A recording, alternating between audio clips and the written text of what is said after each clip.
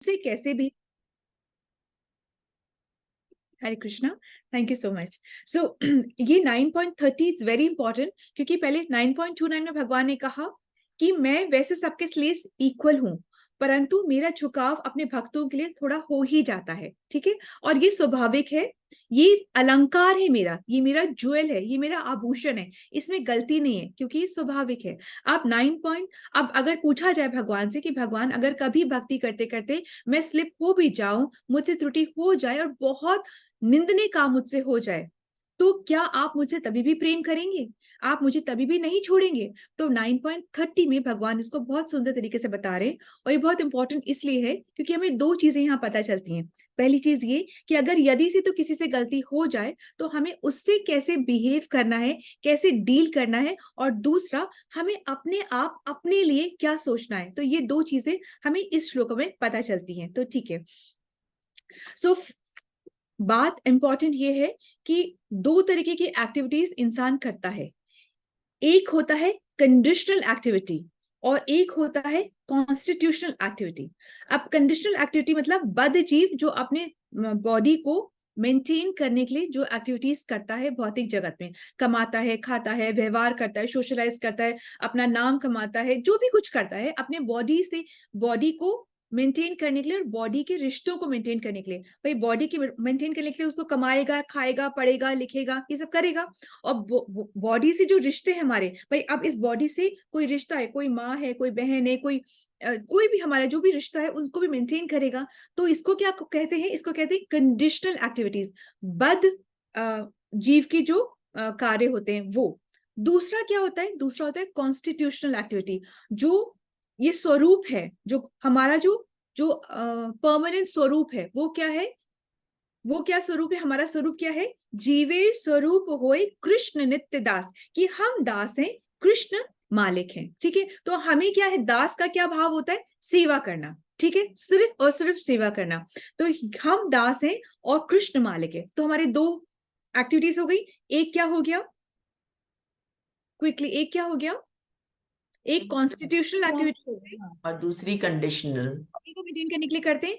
और एक कॉन्स्टिट्यूशनल हो गई जो कि हमारी स्पिरिचुअल एक्टिविटी होती है, जिसमें कि भगवान की प्रेममयी सेवा करते हैं, ठीक है। और सेवा ये समझ के करते हैं कि हम दास हैं और भगवान जो है वो मालिक है, ठीक है।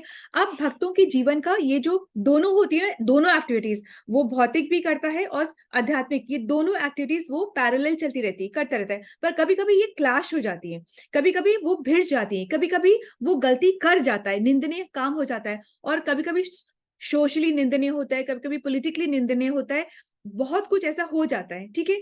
तब अब अगर ये एक्सीडेंटली हो जाता है, मतलब गलती से हो जाता है, तो भगवान कहते हैं कि कोई बात नहीं, क्योंकि ये भक्त है, ये मेरा अनन्य भक्ति कर रहा है और इसने दृढ़ संकल्प ले रखा है भक्ति करने के लिए। तो अगर ये थोड़ा फिसल गया है, थोड़ा गलती हो गई है, तो कोई बात नहीं, इसको भक्त ही मानना चाहिए, ठीक है। क्योंकि उस जिससे गलती हो गई है तो भगवान उसके अंदर परमात्मा के रूप में बैठे हुए हैं, और वो उसको, परमात्मा को क्या करें, परमात्मा उसको क्या करेंगे? उसको प्योरीफाई करेंगे, नंबर वन।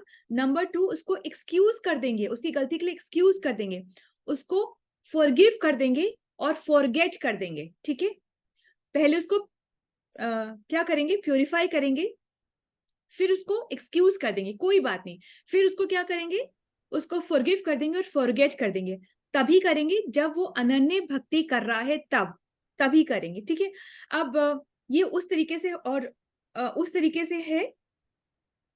और हमारा नजरिया क्या होना चाहिए ऐसे भक्तों के लिए, कि अगर वो गिर गया है तो हमें कोई कमेंट नहीं करना उस भक्त के लिए, हमें कोई गॉसिप नहीं करना उस भक्त के लिए, हमें कुछ नहीं करना। हमें क्या करना है? सिर्फ और सिर्फ प्रार्थना करनी है कि वो गिर गया है, भगवान उसे संभाल लो या उसको सद्बुद्धि दे दो। हमें बस उसके लिए सिर्फ और सिर्फ प्रार्थना करनी है, कि क्योंकि ये उसके और कृष्णा के बीच की बात है, हमें उसमें बीच में इंटरफेयर नहीं करना है, ठीक है। हम सिर्फ और सिर्फ प्रार्थना कर सकते हैं, ठीक है। ये दिया गया है, भगवान खुद कह रहे हैं कि क्योंकि क्या है, वो तो कभी भी प्योरीफाई होके निकल जाएगा, ठीक है। पर हमने जो ऑफेंस क्रिएट कर लिया ना, वैष्णव अपराध कर लिया ना हमने, उसकी हमें माफी नहीं होगी, ठीक है ना। ये उस तरीके से है जैसे कि कोई खेत में मिट्टी में सन करके आता है और हम बोले कितना गंदा है, कितना गंदा है, कितना गंदा है। अरे वो कभी भी हैंडपंप के पानी से अपने आप को साफ कर लेगा और वो साफ हो जाएगा, और फिर आपने अपराध कर दिया उसको गंदा कह करके, ठीक है। तो ये वो कभी भी प्योरीफाई हो जाएगा, पर हमें क्या रखना है, हमें ऐसा कॉमेंट या गॉसिप उसके बारे में नहीं करना है, क्योंकि वो हमारा क्या हो जाएगा, वैष्णव अवतार हो जाए, अपराध हो जाएगा, ठीक है, वैष्णव अपराध हो जाएगा, ठीक है। सो हमें क्या करना है, हमें वही दिमाग में रखना है कि हमारा क्या पर्सपेक्टिव होना चाहिए, अमानी न मान देना कीर्तन ने सदारी, हमें कीर्तन में ही सदा रहना है, हमें अपमान सहना है, दूसरों का मान देना है, और कीर्तन में हमेशा रहना है, ठीक है। अगर आप कृष्ण से पूछा जाए कि अच्छा कृष्ण ऐसा है, जब वो भजन कर रहा था ना, ठीक है, तब वो भक्त था, परंतु जब वो अपराध करते तब तो भक्त नहीं था ना, तब तो हम नहीं माने ना उसे भक्त। तो कृष्ण क्या कहते हैं, no, it is my order, ये मेरा ऑर्डर है, उसको हर वक्त तुम भक्त ही मानोगे, ठीक है। अगर हम पूछें कि अच्छा ठीक है, जब वो कर रहा था तब तो भक्त था, पर अब जो नहीं करता हम भक्त नहीं मानेंगे उसको, तो कृष्ण कहते हैं नो, पूरा टाइम, इस वक्त भी और इस वक्त भी, दोनों टाइम उसको भक्त ही मानना है, हमें कमेंट्स नहीं करना, भक्ति मानना है, और ये कृष्ण का ऑर्डर है। और यदि से तो हम उसके बारे में कमेंट करते हैं, गॉसिप करते हैं, तो हम कृष्ण के ऑर्डर को नहीं मान रहे, और फिर हम वापस से अपराध करें, हम डबल अपराध करें, एक तो हम वैष्णव अपराध करें, और दूसरा कि हम कृष्ण के ऑर्डर को न मान के उनका अपराध करें। नरसिम्हा पुराण में लिखा हुआ है कि चांद पे भी दाग है, पर उस दाग से चांद की शीतलता कम नहीं होती, उस दाग से चांद की सुंदरता कम नहीं होती, उस दाग से चांद की रोशनी कम नहीं होती, ठीक है। तो वो दाग हमें नहीं देखना है, हमें वो चांद को ही देखना है, ठीक है, इग्नोर करना है, हम दाग को हमें इग्नोर करना है।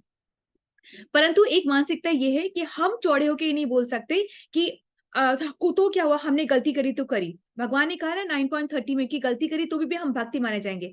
तो हमें चौड़े होकर गलतियां नहीं करनी है, क्योंकि अनजाने से गलती हो जाए तो वो एक्सीडेंट है, परंतु जानबूझ के हम गलती करते जाएं और कहते जाएं कि 9.30 में कृष्ण ने ऐसे कहा है कि हम तो हमेशा भक्ति रहेंगे, तो वो क्या होगा कि हम वो जानबूझ के गलती कर रहे हैं, फिर तो हम जानबूझ के गलती करें, तो उसकी उसकी माफी नहीं होती है, ठीक है, फिर उसका डाउनफॉल होगा। एक ये बात हमने समझ ली, अब एक और बात समझनी है कि हम जब हम भक्ति कर रहे हैं ना, तो हम नदी के बहाव के विपरीत चल रहे हैं, नदी यूं बह रही तो हम विपरीत चल रहे हैं, कैसे, क्योंकि सब लोग यहाँ पे भौतिक जगत में इंद्रिय तृप्ति में लगे हुए हैं, और हम क्या कहते हैं, हम कह रहे हैं हम भक्ति करेंगे, हम अपनी इंद्रियों को खुद तृप्ति नहीं लेंगे, हम अपनी इंद्रियों को भगवान की सेवा में लगाएंगे, तो हम विपरीत चल रहे हैं। अब जब विपरीत चल रहे हैं तो संघर्ष होगा ही होगा, ठीक है। माया देवी छोड़ेगी थोड़ी ना, ऐसे थोड़ी ना छोड़ी, माया देवी तो सबको लगा के रखेगी कि खूब इंद्र तृप्ति करो, खूब, तुमको पैसा चाहिए ले लो, तुमको ऐश्वर्य चाहिए ले लो, तुमको नाम चाहिए ले लो, तुमको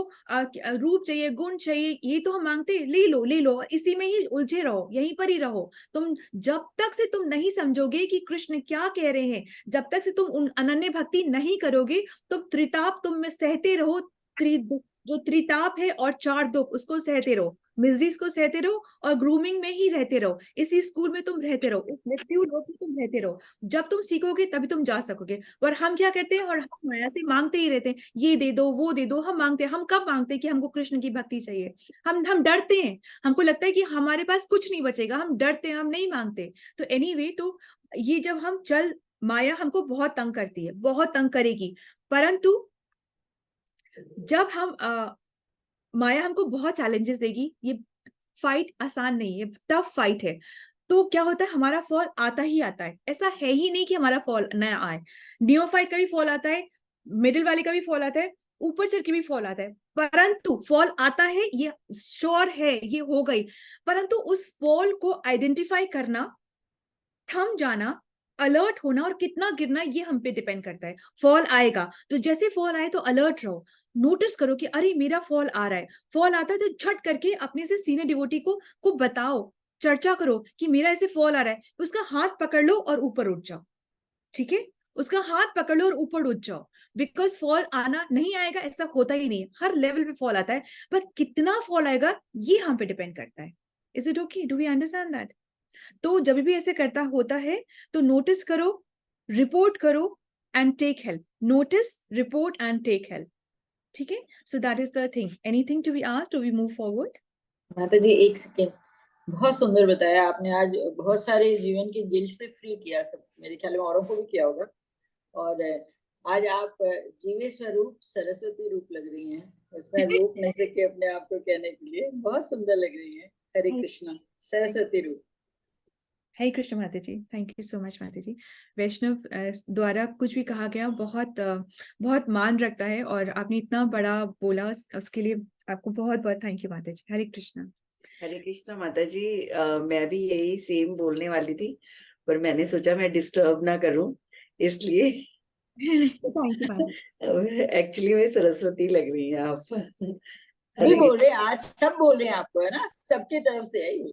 अच्छा माता जी, thank you so much. This is a thank you so much माता जी, thank you so much. Hare Krishna, Hare Krishna. Anything to be asked, to we move forward? ठीक है, लेट्स मूव फॉरवर्ड।